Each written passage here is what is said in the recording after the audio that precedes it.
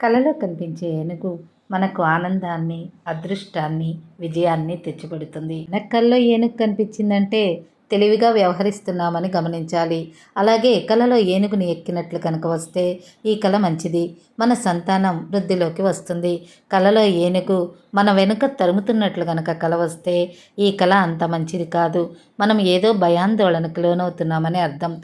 కలలో కలహించుకుంటున్న ఏనుగుల్ని చూసినట్లయితే దగ్గర వారితోనే మనకు గొడవలు రాబోతున్నాయని అర్థం.